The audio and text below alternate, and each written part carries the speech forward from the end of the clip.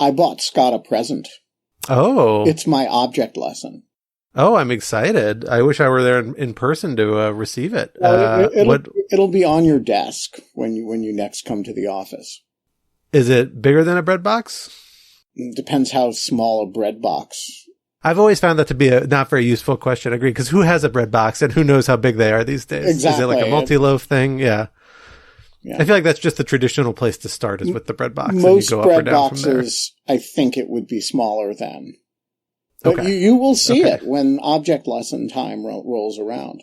I'm excited. I'm very excited about it. It's like my birthday is not for a couple more months. I have to say, I'm happy to get a jump on it. Some presents are for occasions, and some presents are more opportunistic. They arise and they jump out at you and say, Scott R. Anderson needs this.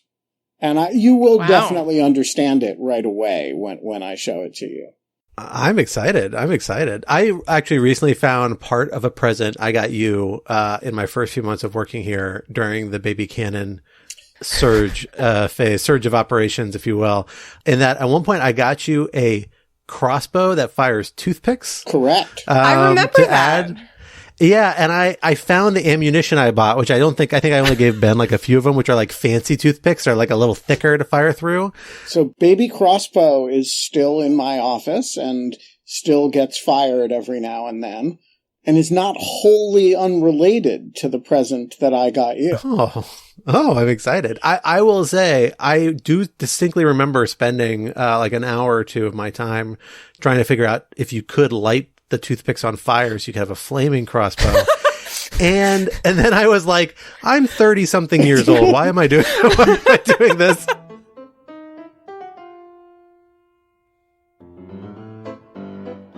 Hello, everyone, and welcome back to Rational Security. I am one of your regular co-hosts, Scott R. Anderson, back here in the virtual studio, hopefully for the last week or one of the last few weeks until we get our IRL studio back up in action. But I am thrilled to be here with one of my other regular co-hosts, Quinta Jurassic.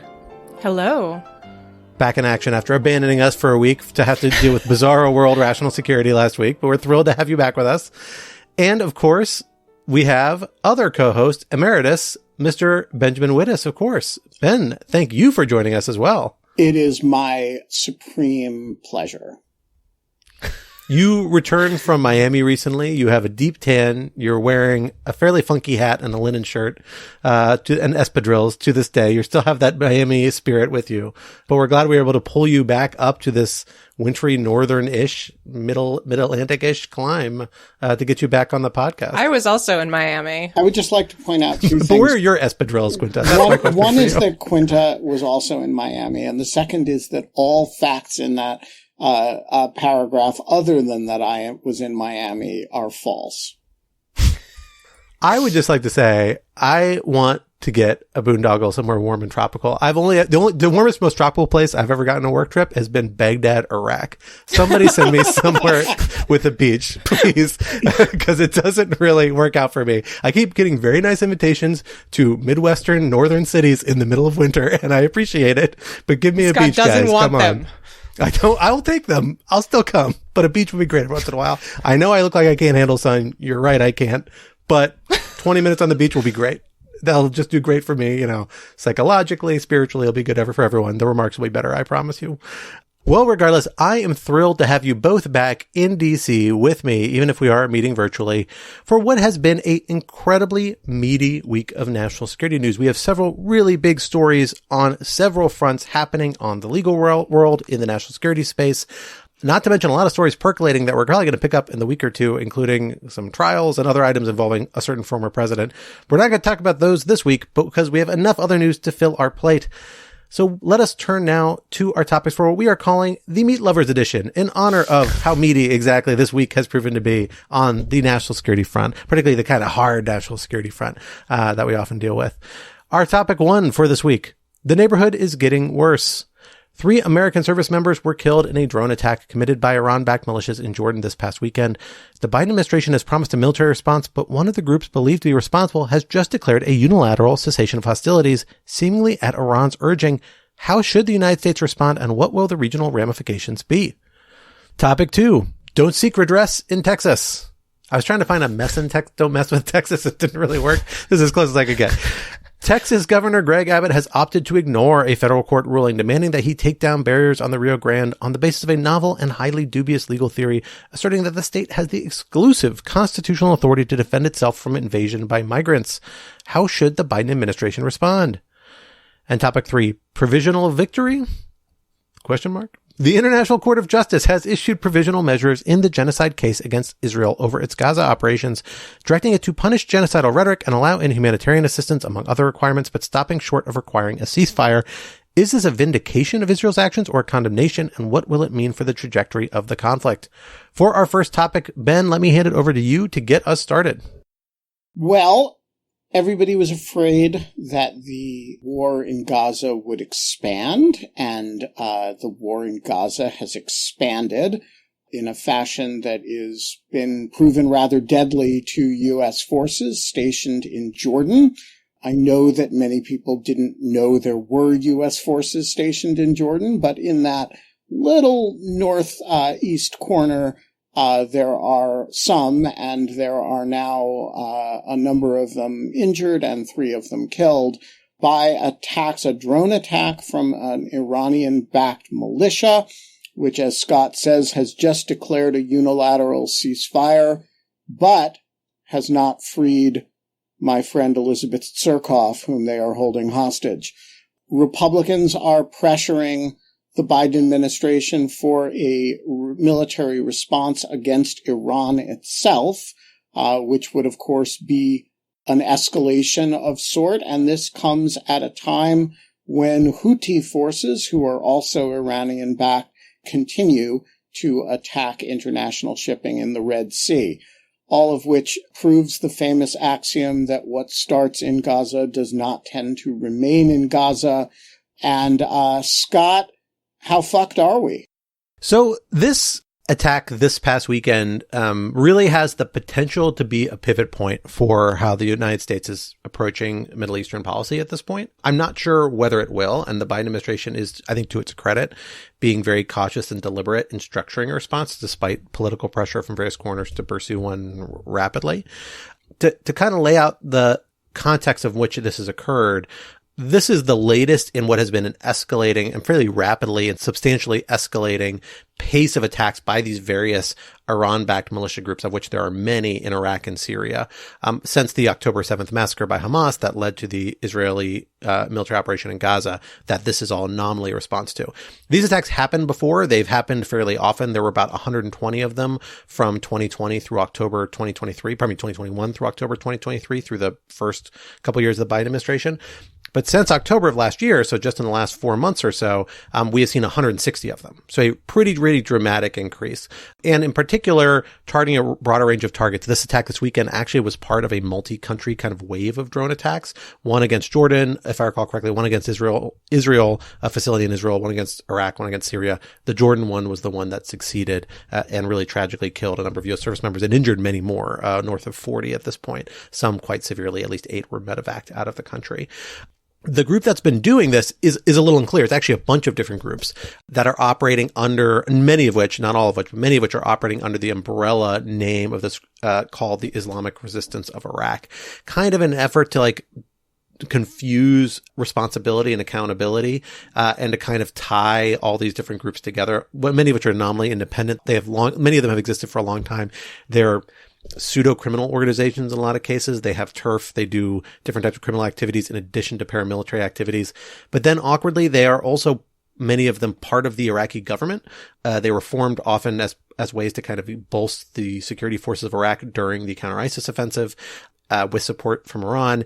And then they've just kind of hung around, but in an effort to get control over them, the Iraqi government put them on the government payroll and tried to put them in the chain of command somewhat unsuccessfully. So you have these weird state-sanctioned criminal groups / terrorist groups / paramilitary groups that do things all the time the Iraqi government doesn't like, including hurling rockets at Iraqi military facilities because U.S. soldiers happen to be there, that often kill Iraqi soldiers, frankly, kill more Iraqi soldiers than Americans.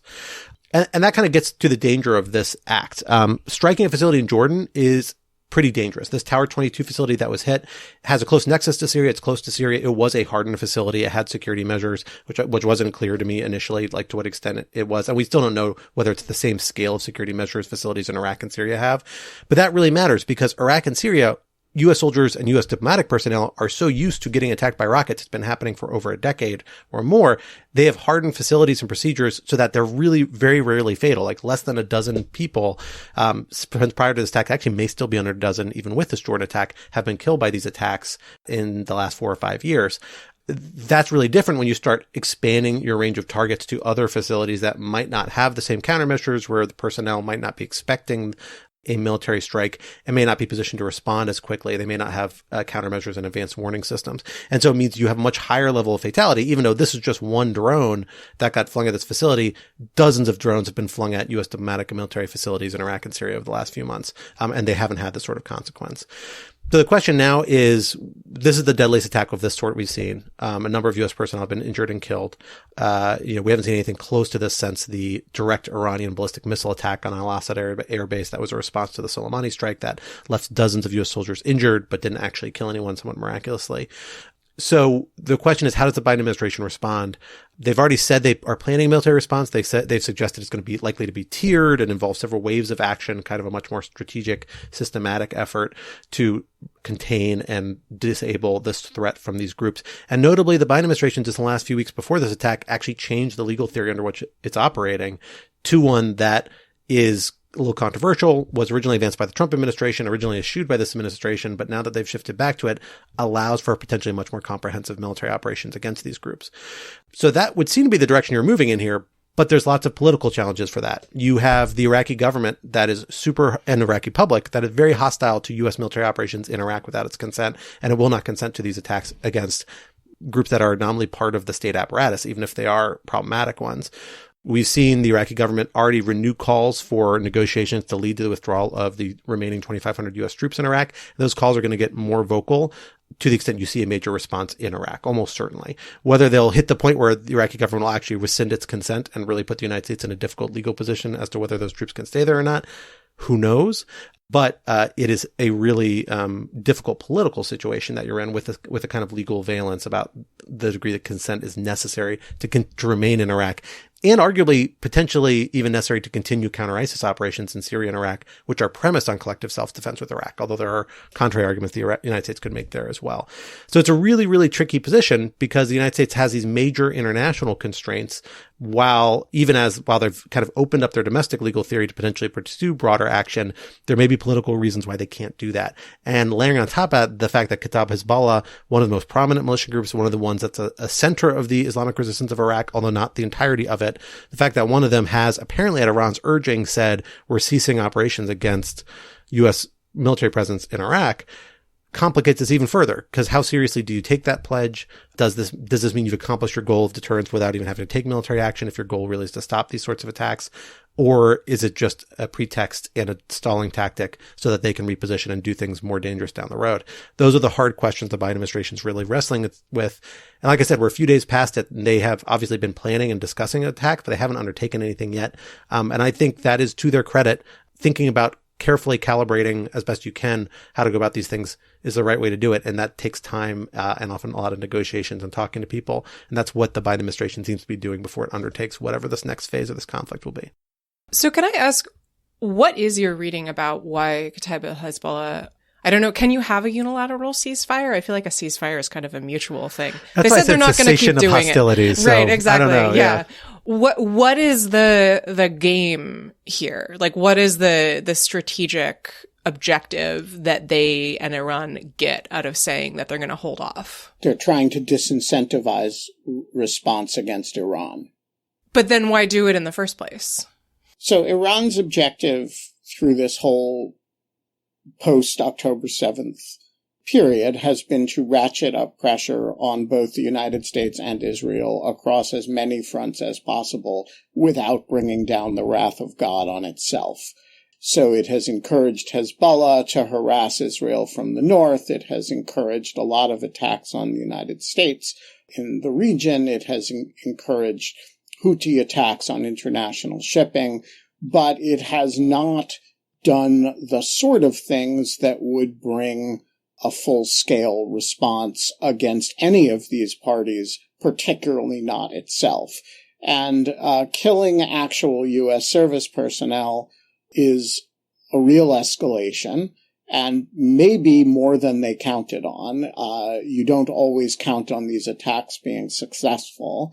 And, and so then you have suddenly a lot of pressure on the administration to respond against Iran, and now they're in a sudden de-escalate mode, though it may be a little bit late for that. That's my read on it. And so, Scott, do you agree that the fact that American service members were killed might not have actually been the original intent on Kataib al-Hezbollah's part?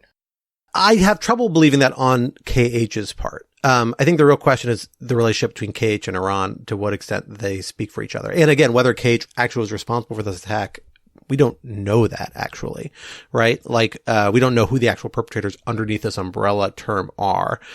So it could have been some other set of actors. It's a highly decentralized network of like pretty, again, individually interested organizations that share a common ideological and cultural alignment with Iran, but have their own interests and their own agendas, which include to some extent jockeying for position in terms of being the most radical or the most outspoken or the most actively hostile to the United States for recruitment purposes, for credibility purposes, things like that. So I don't think we know 100% who did this, even though KH has always been a leading suspect within that IRI umbrella. I think the key point here is that, like, Iran is always playing this somewhat dangerous game. It's actually not dissimilar, I think, although much lesser scale to what we think might have happened with October 7th itself. Iran funds and gives equipment to and empowers all of these regional proxies. It very clearly has some substantial control over them because we've seen the rate of these attacks, particularly in Iraq and Syria, wax and wane with the state of a ceasefire in Gaza, for example, with different aspects of the U.S.-Iran relationship. So Iran obviously can turn the spigot on or off. That doesn't necessarily translate to one-to-one operational control. It's perfectly possible that some of these groups might have done something that Iran didn't anticipate or might have had a kind of catastrophic success, which is I think a prevailing theory I still find very persuasive to explain what happened with Hamas's Operation October 7th in Israel, where they just did something that they were threatening to do, but didn't think they were actually going to succeed at this scale. Again, insofar as these groups are usually targeting hardened facilities in Iraq and Syria, it's possible Tower 22, just people weren't as alert, weren't as aware, weren't as worried. The reporting is that they confused the kind of suicide drone that was used to launch this attack for a friendly U.S. drone. I kind of suspect encampments in active combat zones would be very wary of making that sort of mistake. Maybe because these guys in Jordan that usually aren't used to operating in those circumstances, they just weren't as on the ball about monitoring this. That's entirely speculation. I don't want to blame anyone by any chance, but it's totally possible. You're not in an operational tempo if you're not in these combat zones. So I think it's possible that Iran is actually genuinely saying, okay, whoa, we overstepped. We got to ratchet back. We're worried about a catastrophic response. I have no doubt that's part of the calculus. We also have to accept the possibility that this is a much more cynical move on the part of Iran and KH, because by putting this out there, they immediately make it more politically difficult for the United States to pursue a responsive action, particularly in Iraq, because notably this KH cessation of hostilities has been tied to the prime minister of Iraq, who said, I've been pushing for this for weeks. I finally got through to them, kind of like, this is a big victory for me, United States. You should thank me for accomplishing this, even though the timing is very bad with this Jordan attack.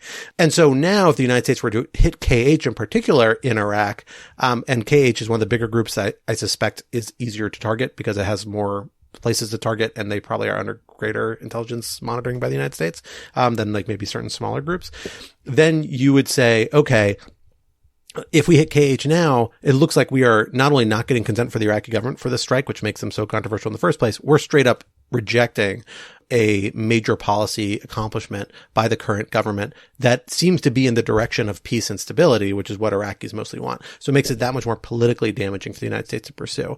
I kind of suspect, like, when Iran plays these games, they're playing both edges. They are often find themselves in like basically win-win situations because the United States is just in a bad political position in the Middle East in pursuing any sort of military action because there's always long-term political consequences for it that are hard to judge and that might outweigh whatever short-term operational benefits you might get for disabling or deterring the direct attacks. And Iran knows this, and so they keep doing these provocative things trying to get the United States to overstep in its response and therefore undermine its position in Iraq for having a military presence there. And its objective has always been get the Americans out of Iraq. And that's still its objective, I think. All of which is a long way to say, we don't 100% know. And that's why there's a tricky situation for the Biden administration to really suss out. We won't know for weeks how serious this cessation of hostilities is. And perhaps in those weeks, KH will harden itself or hide its key leadership and take other steps that will make it harder to respond militarily in a meaningful way. And so that's the hard balance that the Biden administration folks have to consider as they look at the intelligence to decide what to do. Ben, you mentioned that this group, Kataib al-Hezbollah, is actually holding a friend of yours hostage. Can you talk about that a little? Yeah, I mean, Kataib Hezbollah is a bad group of guys, and they are, among other things, they hold hostages, and they, back in March, I believe, captured, she's an Israeli-Russian scholar named Elizabeth Surkoff, who people who follow Middle East stuff on Twitter may know. She was doing her dissertation at Princeton, and she has spent a lot of time both in Iraq and Syria over the years. And she was kidnapped in Iraq, in Baghdad, and has been held by Kataib Hezbollah ever since. Recently was forced to release a kind of hostage video. So we do know that she is alive. And there was a significant New York Times, the New York Times ran a article by a friend of hers and about her sister, who's been campaigning for her release. But it is a very sticky situation because she is not American. And so it's not one of the hostages that the U.S. government has a lot of equities in. The Russians, don't seem to care very much. And the Israelis, don't have an active line of communication to Iranian proxies about, the people that they're holding. And so it's a very unfortunate situation, and it is maddening for those of us who care about Elizabeth, whom I know actually purely electronically. I've never met her in person. We've corresponded a fair bit over the years. But that Kataib Hezbollah is, among other things, it kills American soldiers, it kidnaps scholars, and it is also part of the government that we help fund. And, that is a maddening situation, and, hashtag free Liz. But Scott, I want to turn back to war powers matters before we switch topics, because you alluded to something interesting before, which was that the U.S. had actually switched its theory of what the domestic law authorizing any U.S. operations in theater is. So remind us, what was it, what is it, and why did it change?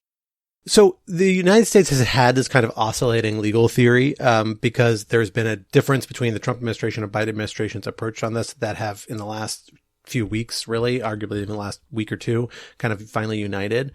The Trump administration, which is the first country that started doing the first presidential administration that really started doing these defensive military actions against Iran-backed militias in Syria and then particularly in Iraq in 2019, which is a much more kind of controversial step because it's being done without the consent of the Iraqi government. Their theory at the time was that these actions are authorized by the 2001 and 2002 IUMFs as kind of an adjunct to the counter-ISIS mission, which is what U.S. forces are primarily pursuing in Iraq and Syria. The logic goes, those authorized necessary and appropriate force to pursue the objective of eliminating ISIS, and that, well, if you're eliminating ISIS, that means that you can't let your soldiers be attacked by third parties, or your partner forces be attacked by third parties. And so they embrace an idea that AUMS, through that language, authorize something called ancillary self-defense, which is this idea that, hey, we can defend our forces and our partner forces against attacks from anyone, as long as they're under an AUMF authorized mission. Now, that doesn't necessarily reach to say the AUMF authorizes unlimited military action against all those targets. There has to be some nexus to self-defense, but the executive branch has never really fleshed out exactly what that nexus is. It's suggested in correspondence with Congress that it's somewhat narrow, but in practice, like a lot of these strikes haven't been entirely that narrow. So it's a little convoluted. The Biden administration, when it came into office, abandoned this theory, and they relied strictly on the president's Article 2 authority, which basically says that if it's in the national interest and it's not of a substantial scale or doesn't risk escalation to a substantial scale, the president can pursue it. They did this in part because the AUMF theory was always seen as controversial. It was seen as a way to further stretch these already badly mangled AUMFs beyond their original intent by Congress, and Article 2 is just a little cleaner. But the problem is Article 2 has procedural constraints from the War Powers Resolution of 1973. Basically says every time you use an authority, you have to report it in 48 hours. And then after 60 to 90 days, you're supposed to withdraw if Congress doesn't authorize it. To avoid this, the Biden administration would just bundle its military actions. Like every few months, it would take a set of strikes and would treat each of those as an independent operation, meaning it would get its own 48 hours report and then its own 60 to 90 day clock. So the clock never ran because instead of pursuing one set of military operation or one military operation against Iran-backed militias, it did 4 of them over the course of the several months. It's a little bit of a dodge that the executive branch has deployed in prior circumstances. Recently, in the last few weeks, the Biden administration, though, has abandoned that and moved back to the ancillary self-defense argument, saying the 2001 and 2002 AUMFs authorized this action.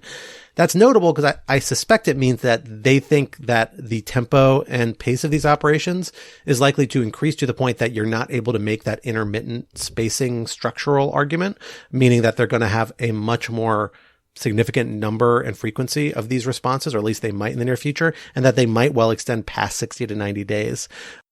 Because those run up against those War Power Resolutions limitations, they have an incentive to say, well, let's find a statute that can authorize these, and that leads them back to this ancillary self-defense.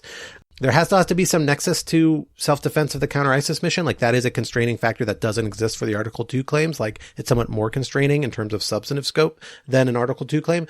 But the procedural measures are really the thing I suspect driving this. And it's a sign that the Biden administration thought that these things very well might escalate and that they were at least legally preparing to have the option to pursue more substantial, sustained military operations. And I think that might be what comes out of this, quite possibly, notwithstanding the difficult regional dynamics that would put the Biden administration in. But certainly, at least legally, it seems to be a more available option now than it was under the Biden administration's prior legal theory. Well, from trouble on the Iraqi-Jordanian-Syrian border to trouble on our own southern border, let us turn to the great state of Texas, which is doing some not so great things by some people's views these days, but some very novel things, legally and constitutionally novel things. Specifically, Governor Greg Abbott, a man who does not shy away from controversy, especially when it comes to fights with the federal government over immigration and related issues, is doing something quite exceptional. There is an existing judicial order from federal courts, essentially removing a injunction that had been placed on federal agents from removing barbed wire and other barriers along the southern border put there by the state of Texas. The Biden administration has sought to remove these. There have been an injunction at some point prohibiting them from doing so, as the legal arguments for who has the authority to do this and whether Texas can do this were resolved. Those legal arguments have now been resolved all the way up to the Supreme Court, more or less. And yet the state of Texas has indicated that or Governor Abbott has indicated, I should say, that he intends to come back and continue to install these barriers. And it specifically argued that he has the authority to do so as the governor of Texas, or the state government of Texas has the authority to do so, and that can't be superseded by federal or interfered with by federal authority. And he has even gone so far to suggest that law enforcement and other potentially National Guard forces in the state of Texas will be used to enforce its perceived constitutional right to install these sorts of barriers in the future.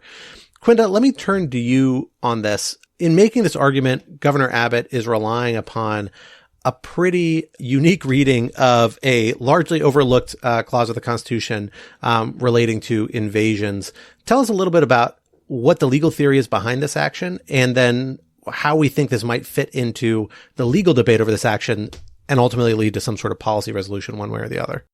The relevant clause here is Article 1, Section 10, Clause 3, which reads, "No state shall, without the consent of Congress, lay any duty of tonnage, keep troops or ships of war in time of peace, enter into any agreement or compact with another state or with a foreign power, or engage in war, unless actually invaded or in such imminent danger as will not admit of delay." Now, does that sound to you like that gives Texas the authority to disobey federal law? I don't think so. But the argument that Abbott is making here is that because migrants crossing the Rio Grande into Texas constitute an invasion, that this essentially unlocks an ability on Texas's part to protect itself against that invasion constitutionally, such that Texas is able to essentially override the relevant federal law here. The argument from there gets a bit tricky, but that is really the core of it. There's a great piece that we ran recently on Lawfare by Steve Loddick that walks through why this is a pretty tendentious reading of the text, especially given that there's not really any argument for why migrants crossing into Texas would constitute an invasion under any reasonable definition of the term. I think it's also worth pointing out that Abbott is really drawing on what I think it's fair to say is a sort of explicitly antebellum view of the Constitution as a compact between states. He references that theory explicitly in his statement on the Supreme Court ruling, which, as you say, lifted this lower court injunction and allowed CBP to cut these wires to allow migrants through. And references this idea of a compact and says that the federal government has broken that compact, implying that Texas is therefore able to protect itself. That is, if you read that alongside South Carolina's Declaration of Secession, you see that same language about a broken compact. And this is a understanding of the Constitution that was drawn on by secessionists and that was explicitly rejected by the Supreme Court after the Civil War. I do not think it is a coincidence that Abbott is kind of drawing on that language, even though that's not, the argument that he makes in front of the Supreme Court. And I think it points to, a larger issue, which is, I think that there are real and serious legal issues here, and we can talk about them. This is political posturing, and it's political posturing at the sake of human life. Migrants have died because CBP was not able to cut through this wire quickly enough to reach them. Currently, the state of things, as I understand it, is that the Supreme Court, that Texas is not forbidden from putting up more wire, but that CBP is allowed to cut through the wire. But as the United States has argued in its briefing, the wire is not a piece of cake to cut through. It's razor wire. It takes a while to get through. And so the longer that Texas is, continually allowed to put this up, the greater and greater risk there is that more people will get stuck in the river and not be able to be helped by CBP. And so there are, I think, serious questions about what Texas is up to here, but I do want to underline, there are real people whose lives are at stake in the most literal possible sense.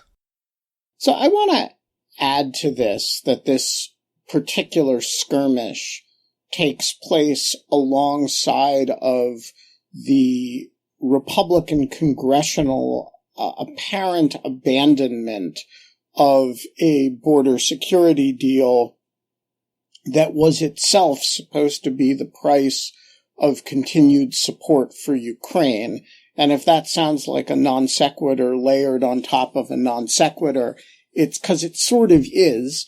But, for a number of years, Republicans in Congress have argued that border security legislation is the most important thing that needs to happen. And a variety, people say that immigration and border security is the hardest issue in Washington. I don't know if that's true, but it's certainly one of them.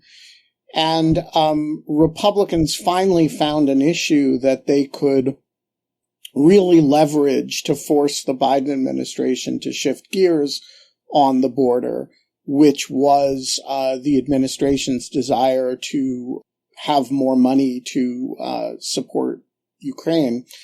Which of course has run out around the end of the year.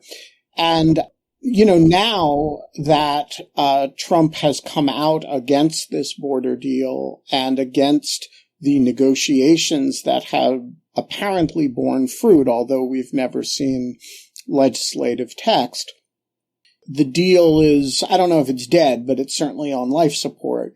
And the result is that these skirmishes between border states like Texas, particularly Texas, and the federal government, they become more acute because there is no immediate prospect of the federal government actually taking a more aggressive posture toward the border. I was down there recently, and I do think there is a genuine situation there that a lot of Democrats have been in denial about for a while, that really requires a shift in gears in one direction or another. It's not obvious to me what that should look like. But the serial Republican temptation, both at the state level and at the federal level, to raise the stakes, often at the expense of, as Quinta says, migrant safety. But in the congressional case, raising the stakes is at the expense of Ukrainian safety. So it's, kind of raising the stakes in all kinds of other areas in order then to say no to precisely the kind of border security tightening that they purport to want. It's a really destructive and very frustrating approach to governance. And I want to add to that and say, I think there's also a lot of interesting legal brinksmanship at play in this case that reflects kind of some legal realities of, frankly, like a post-Trump administration era, both in terms of the model of some Trump litigation and the changes in the federal judiciary. I mean, we essentially have the state of Texas advancing a very novel and very novel constitutional argument of extremely limited credibility, that not many people will take seriously. That is just the nature of this legal argument. It is not one that I think anybody's going to sign off on in the Supreme Court. Most legal scholars aren't going to sign off on it. I suspect a lot of Texas state lawyers probably would not have signed off on it. Well, except we had the Supreme Court vote, 4 justices dissented from this emergency ruling on lifting the stay, which I think is an indication that 4 of them at least found it to some extent credible. So it's very different from the original posture about the stay versus an argument of the exclusive authority coming from this invasions clause extending to migration, right? And I also would be a little surprised to hear about, like, my guess, if we had gotten an opinion from those 4 justices, which we didn't, my strong suspicion is that it's much more about the standards for injunctive action and limiting harms. I think they would essentially argue Texas actually, we don't know, but like, I wouldn't read into that somehow this means you have 4 votes for Governor Abbott's position on this. I think that is probably not correct. What I do think you might come out of this, though, is that you've got this lacking credibility legal argument, but it plays into this unique dynamic, which is that federalism issues are very sensitive for the federal judiciary, particularly this federal judiciary, meaning the Roberts Court kind of era federal judiciary. And much like the separation of powers disputes that we saw former President Trump play into and continue to play into in all his litigation, where he makes brinksmanship arguments because he knows by bringing up and squarely rooting them in separation of powers arguments, courts are going to be hesitant to rule against him outright in the exact same way. I think you're seeing Texas do a similar thing here. They're playing this brinksmanship with federalism. And then this is all happening in the Fifth Circuit, which is one federal appellate court that actually does buy into these arguments, meaning you actually have to get all the way to the Supreme Court to consistently be able to say, we're going to resolve these things. And so you end up with these very limited, even then, marginal rulings saying, well, we're not going to rule on this big case. We're going to rule very narrowly on the facts. So in this case, CBP does have the authority to remove this wire. We're not going to touch the separate question as to whether Texas could keep putting it out there, right? That is a very understandable judicial instinct to have very narrow rulings in a very contentious issue space. But that means that it's not that hard to just go one notch further for Texas and come back with another argument about why they can do one other step of something else, litigate that out, and further delay this matter. Just keep kicking the can down the road. And it's kind of this persistent dynamic that we're seeing in lots of different contexts now that this really seems to play into. And it reminds me of just a lot of Trump-era litigation around subpoenas and lots of other issues that were this tricky areas of law that, the former President Trump and now Governor Abbott were able to lean into judicial instincts of constitutional avoidance to stall for time and accomplish their political objectives, even though they're on shaky constitutional ground. It's a dangerous practice, and one that, again, because Texas is in the Fifth Circuit, they're particularly well equipped to advance. So I suspect this isn't the last we're going to see of this argument. I think you're letting the Supreme Court off too easy here, because one of the main prongs that they're considering in the state is likelihood of success on the merits. And Vladeck has written a lot about how that has increasingly sort of factored centrally, seemingly, into the court's rulings on emergency decisions. So I do think that I agree, obviously, that yes, a ruling at this stage is different than a ruling on the merits, but I still find it disturbing that 4 justices were willing to give it that level of credence. That may be right. I'm simply saying I don't think that means that Abbott's invasion argument is likely to meet with the same sort of threshold. I think there's lots of other grounds by which the Supreme Court may have reached that, or members of the Supreme Court may have reached that vote. Can I ask you all one other question that always bothers me in this, that I think is a partial solution or a necessary and advisable step the Biden administration is not taking? I don't 100% understand why. Why aren't they pursuing more criminal and civil liability for people actually doing this?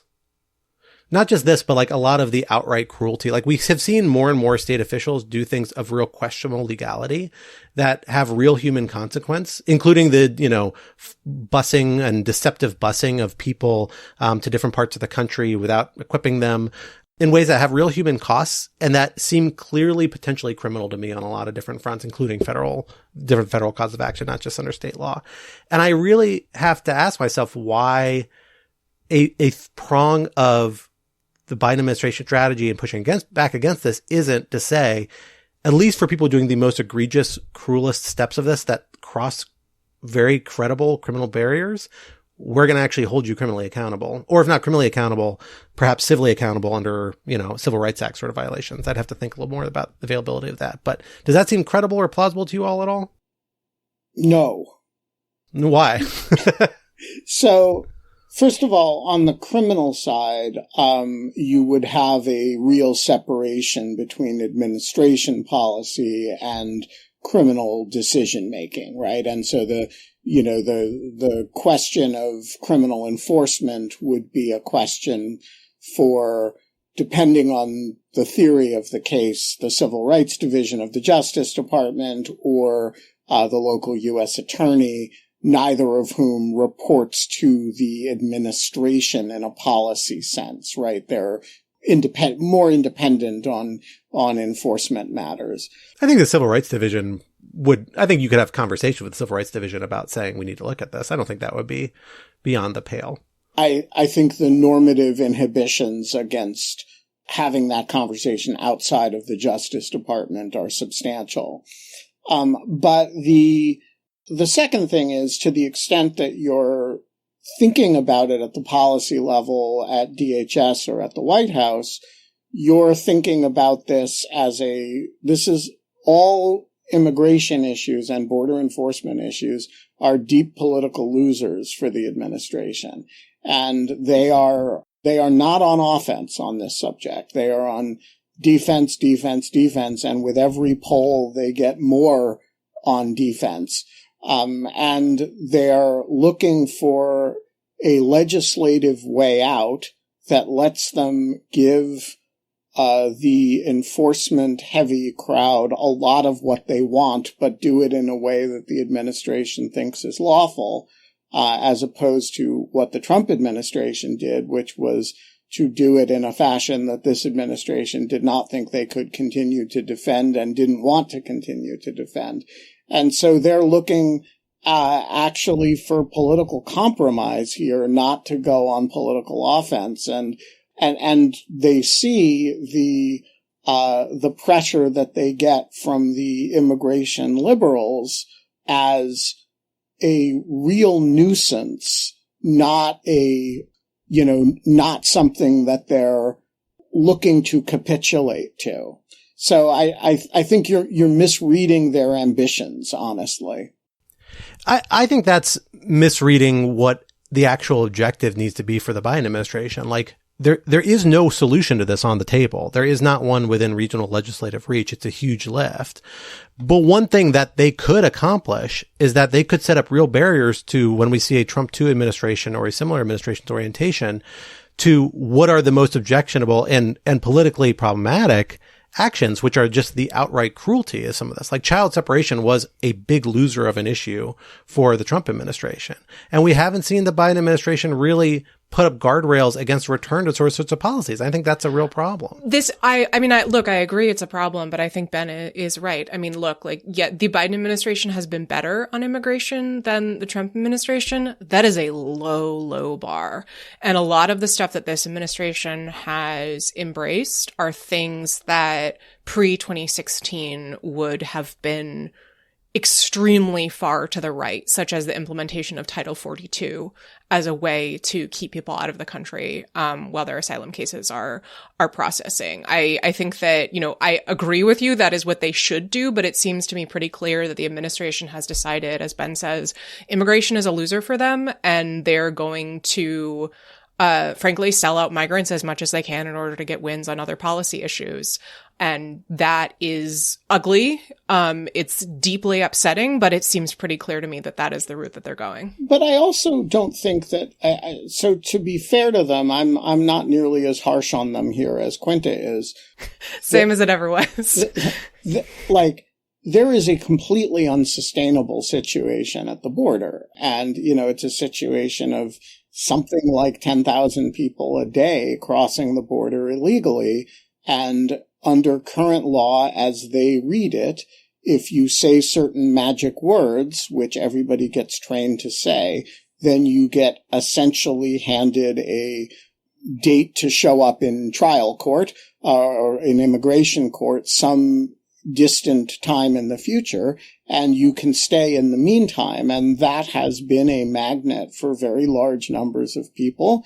It has turned over a lot of power to the cartels that run the other side of the border. And I don't think the administration is, I don't think Republicans are wrong to say there needs to be a way to handle this situation. And I don't think the administration is wrong to say, let's create a framework to deal with it legislatively. Now, that has to be done in a careful fashion and in a humane fashion, but I don't think that the country needs to tolerate just sort of unrestricted flow over that border on an illegal basis. So I don't want to sound like I'm sharing Quinta's anger at the administration here. I think they're in an impossible position. That said, I don't think there is any chance in the world that their primary objective right now is to prevent a subsequent Trump administration from re-implementing the harshest policies that they exercised. Their objective right now is to limit the political damage of this situation for themselves. Jurassic 2024, open borders and one world government. You heard it here first. I'll just say, like, the sublimation of, if you're going to draw a principle basis and say the sublimation of law enforcement principles shouldn't be sublimated to the, political interests of the executive branch, you're making the contrary argument here.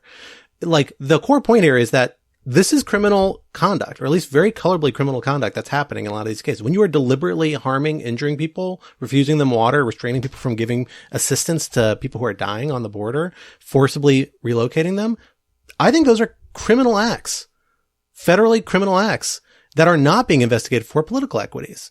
And if at a minimum, if the one thing the Biden administration could salvage from this very difficult situation is to draw a line and install some sanctions that the most cruel, most inhumane actions, which I don't think Title 42 deportation, while I disagree with it, it falls in that category. I mean, the truly inhumane stuff that we saw happen, like, that would be a victory and a meaningful one. And frankly, one that I think has political salience, with the constituency. So, that's my pitch for at least a low hanging fruit.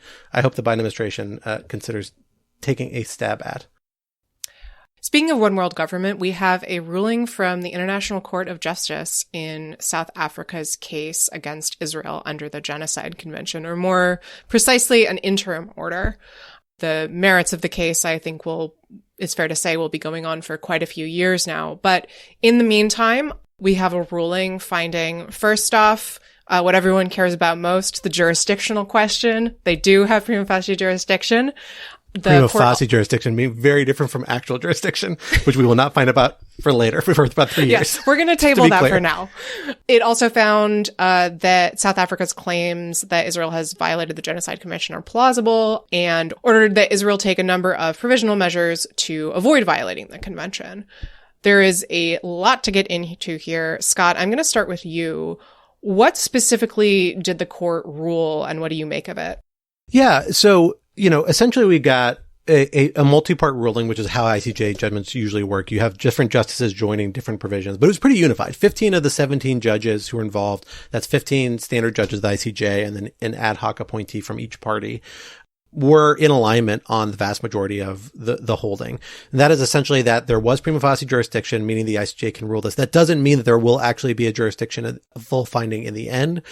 And prima facie jurisdiction is like a line that's kind of been evolving exactly how the ICJ feels about it and where exactly the line is. It's a little fact specific, and context specific. So it's a little hard to generalize, but, I don't think people are necessarily super surprised given recent rulings in the Myanmar context and in the Ukraine context to see a prima facie jurisdiction finding here, basically saying there is a colorable case made that we might have jurisdiction here.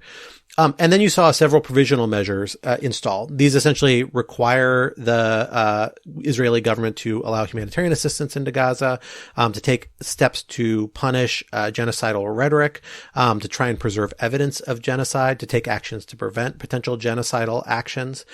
And a number of kind of other related measures. And then perhaps most importantly, it says we're going to revisit this in a month, and Israel owes us a report on this in a month. I actually think that's the most significant part of this particular regime that's being set up by this decision, which I can get to explain why in a minute.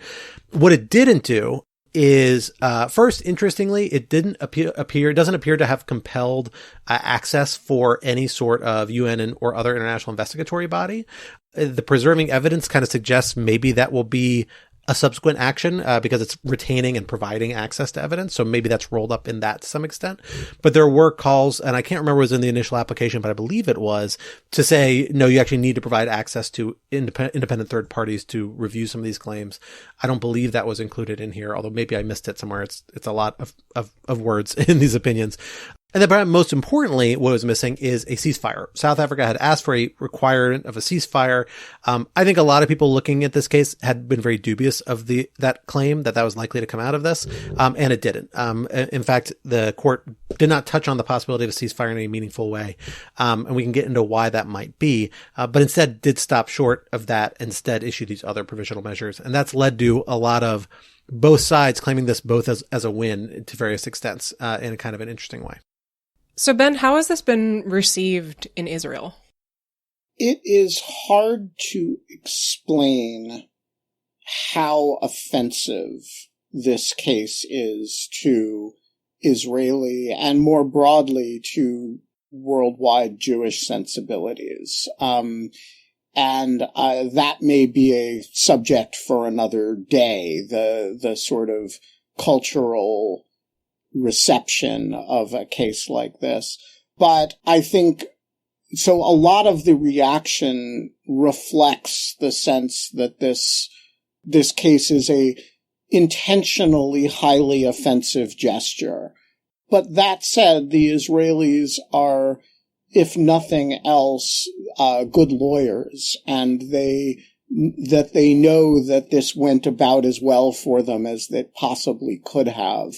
So not only is there no order of a ceasefire, there's really no order that they cannot contend they were doing anyway, with the single exception of the ability to the regulation of senior officials' statements, which I will get to in a moment because it's actually the point on which they're most vulnerable. And so I think there's a pretty pervasive sense that this could have been a lot worse for them, that mingles with the anger that the case happened at all. This will leave a very bad stain on Israeli-South African relations that have never been very good, but this will be remembered in a deep way. I want to talk a little bit about the area in which I think the court most correctly dinged the Israeli government, and on which the government has responded in about the worst way it is possible to have imagined, although it didn't do it as it did it as a collection of crazy individuals rather than as a government. But, so one of the primary vulnerabilities that Israel had in this litigation was just the individual statements of ministers of the government, some of which had, called for transfer of Palestinians, some of whom, including Bibi himself, I think, referred to Hamas as Amalekites, which is a biblical reference that refers to a tribe that attacked the Israelites, and that the commandment of response to is to annihilate them. And it was not the Hamas wing of Amalek that is called upon to be annihilated. It is Amalek itself. And so referring to Hamas as Amalek at least raises a question of what you do with Palestinian children. And it was an exceedingly ill-advised thing for Bibi to say. And even the very measured and I think very admirable current president of Israel, Bougie Herzog, had made some comments that were clearly about Hamas, but if you don't specify Hamas very precisely, could be interpreted to be about Palestinians more broadly. And then, of course, the crazy right of the Israeli government, the Bezalel Smotrich and Itamar Ben-Gvir, have said all kinds of things. And, one of the problems with the Genocide Convention, and which is, by the way, a convention that really warrants some scrutiny at this point as to what value it has in international human rights. One of the features of it is that everything turns on intent. So you can kill an enormous number of people and it not be remotely close to genocide within the meaning of the convention if, for example, you don't do it with the intention of wiping out that people as a people, in the language of the convention, in whole or in part. And so one of the problems with the rhetoric that the Israeli government has used is that it actually does potentially bear on intent. And the Smotriches and Ben-Gvirs don't care. But if you're the head of that government, Bibi Netanyahu, you have to care. And arguably, he does not care enough because he does not fire them from his government, which would cause his government to fall. And he does not discipline himself especially well. And so he can say what the policies are and aren't, which he has done. And he's made clear that they do not have a policy of driving Palestinians out of Gaza. And they do not have a policy, obviously, of killing Palestinians as other than targeting Hamas. But when you allow enough of your people to make statements like that, over enough time, you put a lot of arrows in South Africa's quiver, and that's what happened here. And I think but for those statements, the plausibility finding as to genocidal intent would not have been made. And so, I think there's a genuinely self-inflicted quality to the wound that Israel has suffered here. And the response of, I believe it was 12 members of the current government, was to attend a conference on Thursday or Friday about resettling Gaza, removing Palestinians from it, and resettling it with the old Gush Katif settlement block, which was the settlements that Ariel Sharon removed in 2005 when Israel ceased to occupy Gaza. And so, I do think this is a situation where If the question is reasonably, is Israel committing genocide in Gaza? The answer to that question is no. If the question is there an unholy alliance between Israeli rightists who love to use language that is actually cognizable under the Genocide Convention and people mostly on the left worldwide who want to think about this convention as applying to this situation? Yes, there is an unholy alliance between the two, and they should both eat each other's limbs.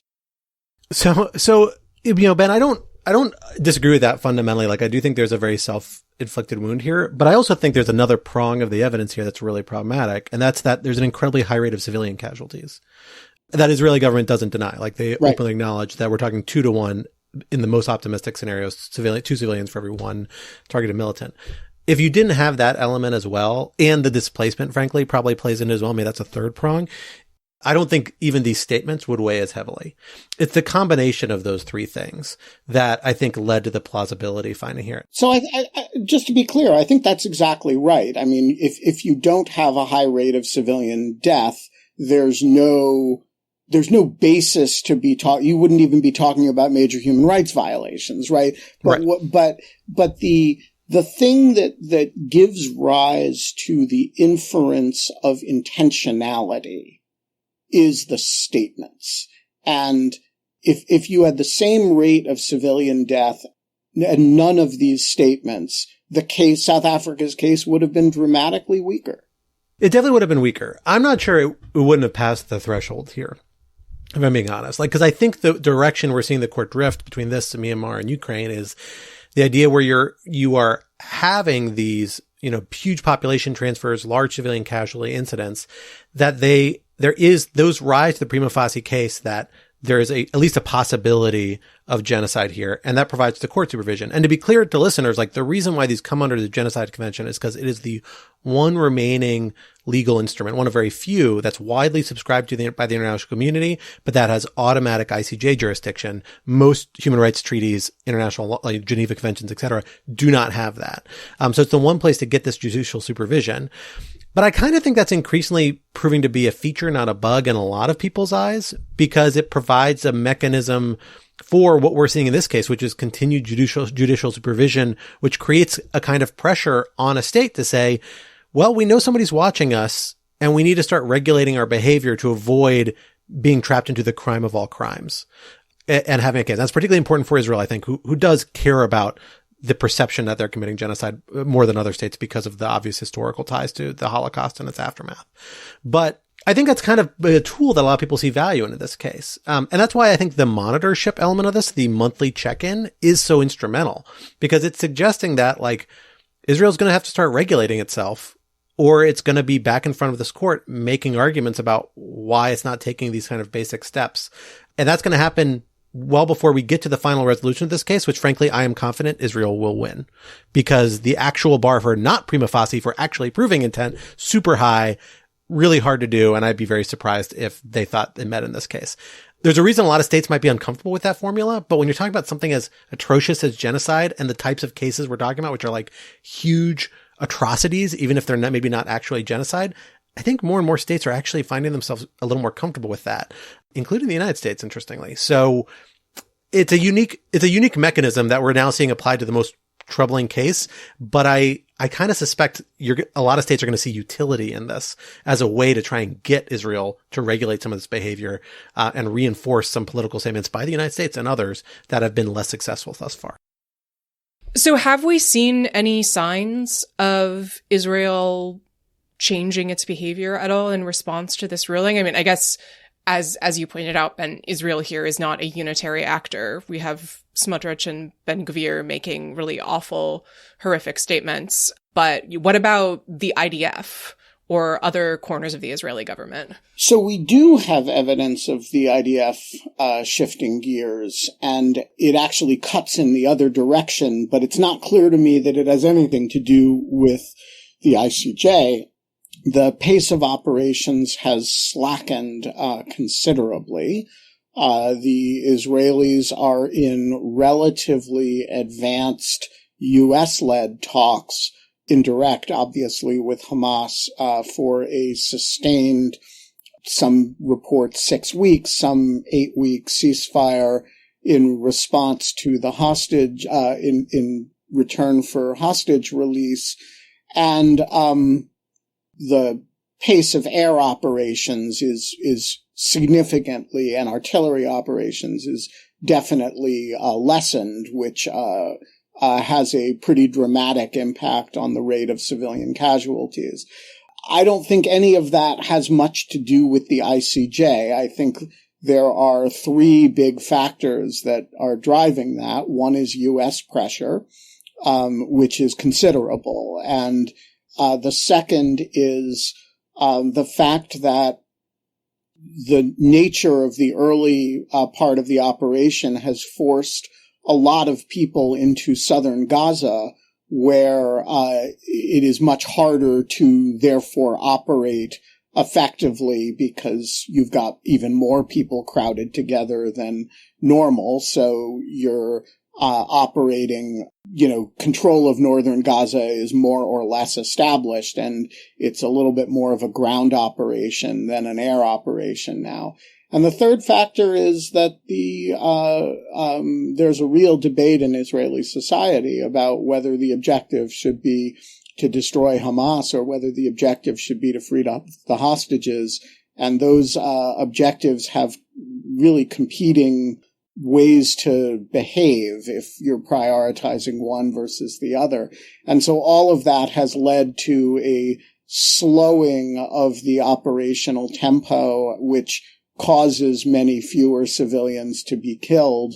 But I'm not sure if any of that has anything really to do with the ruling that the ICJ made, although it will, as to Scott's point, make it easier for Israel in a month to address the follow-up than it is than the initial hearing was.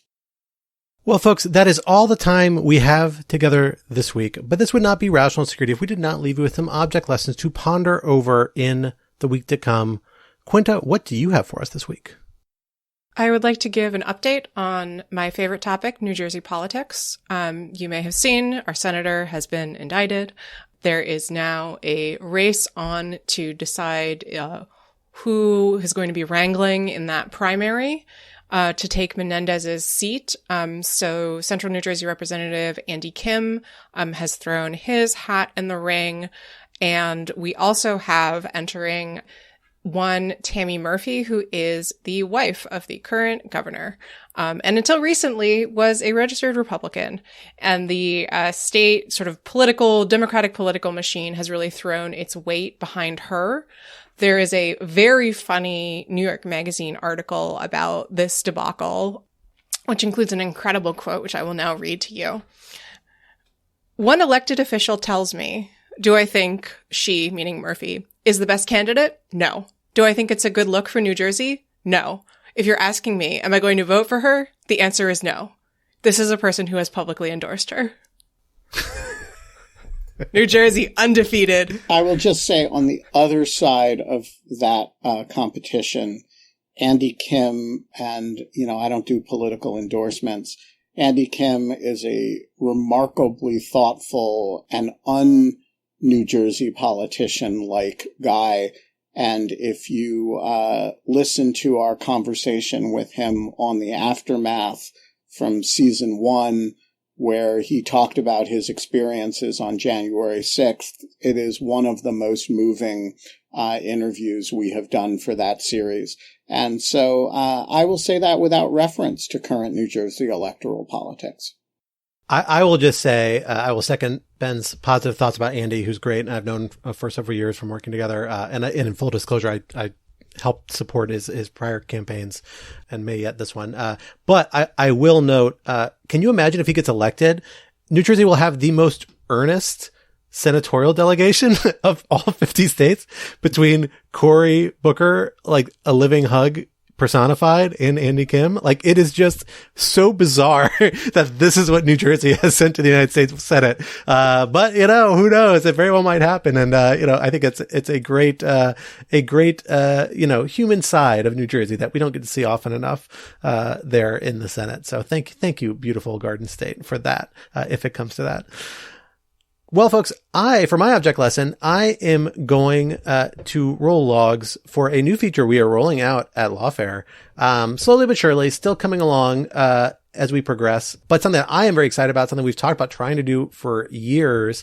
And we're finally making some headway here, which is that we are doing transcripts for our podcast now, at least the Lawfare podcast. I think we're still a few weeks behind. I think the most recent ones were from mid-January. It takes a little while to catch up on these, but we're still processing them, and we're trying to do them backwards as well.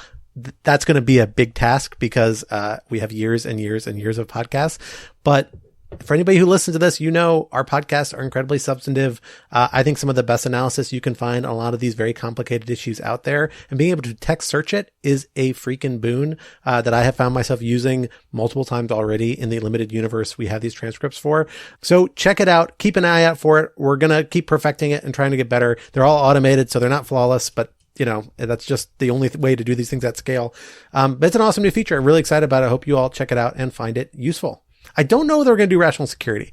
That'll be a probably last item because I don't know if there's quite as much value here as in the Lawfare podcast. Well, maybe eventually. Yeah. But the Lawfare podcast, we'll get there. I don't know if I need all my words on rational security text searchable, but that's fine. Just so that we're clear, this is also part of a larger Lawfare project in making the content on the site more accessible. And so as we develop it, we will also be rolling out the ability to listen to articles that are written, to read articles that were spoken, and to listen to articles that were written in text. So, but that requires a little bit of development and is still a little bit down the road.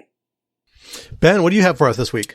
Well, I have something that is specifically for Scott. Now, as you heard in the B-roll, a number of years ago when I was in my small miniature artillery phase. Was the phase smaller or was the artillery small? I guess it was a small miniature artillery, so it's both of them were small. Yeah, well, the phase went on for a while, and Baby Cannon is sitting over there cheerfully listening as I tell this story. A bunch of people sent me miniature weapons of various kinds, and one of them was Scott, who acquired for me a miniature toothpick crossbow, who has been named Baby Pretty Crossbow. Awesome.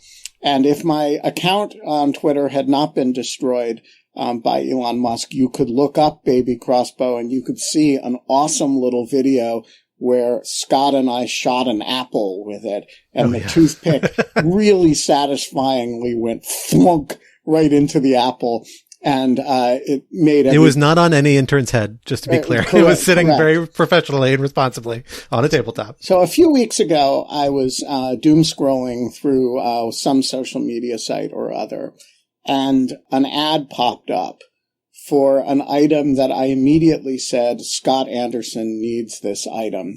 And it is here. It arrived 2 days ago in its own case. And we're going to open the case. And inside is Baby Compound Bow. Whoa. And Baby Compound Bow comes with arrows. For those of you who, the arrows are actually razor sharp. And so this is going straight to the office today. Yeah, it's, as per all these things, the name is Baby Compound Bow. And, we'll put a picture of it on the show page. And I'm sure Scott will want to make an appropriate video of it that we will share on social media. I'm going to have to start doing little finger exercises to make sure they're strong enough to pull that thing back. I'm a little worried if they're not. That looks very intimidating. It's no joke. It's not. A serious compound bow, and it is fits between. It's one span. It fits between my thumb and forefinger. That is exceptional. Well, thank you, Ben. I'm very excited about this. Admittedly, I do fear we are going to put an eye out at the Lawfare offices, but we'll see. At least we all wear glasses, so our non-glasses wearing colleagues will have to keep themselves under an extra layer of protection in the days to come once we break that sucker out. Well, folks, until then, that brings us to the end of this week's exceptionally dangerous episode. Rational Security is, of course, a production of Lawfare. So be sure to visit us at lawfaremedia.org for our show page, for links to past episodes, for our written work and the written work of other Lawfare contributors, and for information on Lawfare's other podcast series, including The Aftermath, now out in season 2. While you're at it, be sure to follow us on Twitter at RATL Security, and be sure to leave a rating or review wherever you might be listening. Also, sign up to become a material supporter of Lawfare on Patreon for an ad-free version of this podcast and other special benefits. For more information, visit lawfaremedia.org/support. Our audio engineer and producer this week was Kara Schillen of Goat Rodeo, and our music, as always, was performed by Sophia Yan. And we are once again edited by the wonderful Jen Patcha Howell. On behalf of my co-host Quinta and our special guest, Benjamin Wittes, I am Scott R. Anderson, and we will talk to you next week. Until then, goodbye.